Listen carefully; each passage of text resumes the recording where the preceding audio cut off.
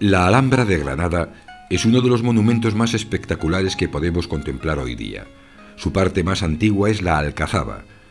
Esta es un recinto militar, por lo que cuenta con diversas torres defensivas, como las de la Vela y la del Homenaje, entre otras. La Alcazaba, llamada Calat al-Hamra, es decir, Castillo Rojo, dará nombre posteriormente a todo el conjunto, que será conocido como Madina al-Hamra, la ciudad de la Alhambra. Junto a la Alcazaba surge posteriormente una ciudad palaciega. El complejo de los palacios nazaríes, que pudieron ser 7, comienza por el Mesuar, en el que funcionaba el Tribunal Real. Anexo a este se situaba el Palacio de Comares, articulado en torno al magnífico Patio de los Arrayanes.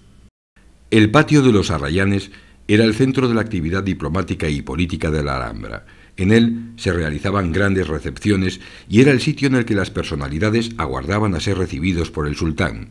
En el patio, el agua de la alberca conseguía maravillar a los visitantes con un espectacular efecto de espejo que reflejaba los arcos y la torre de Comares y hacía de la construcción un palacio flotante. El conjunto de los palacios nazaríes se completa con el complejo de edificios situados alrededor del Patio de los Leones, quizá el lugar más emblemático de la Alhambra.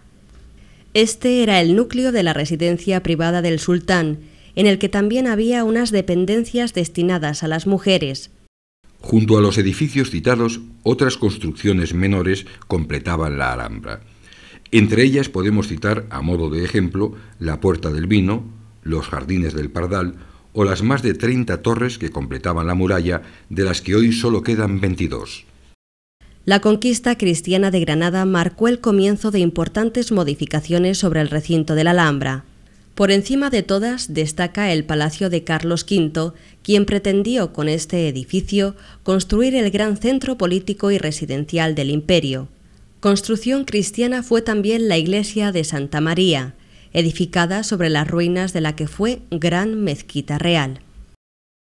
Hecha para el disfrute de los sentidos, la Alhambra que contemplamos hoy día dista mucho de ser la original, aunque sigue asombrando al visitante por su esplendor y monumentalidad.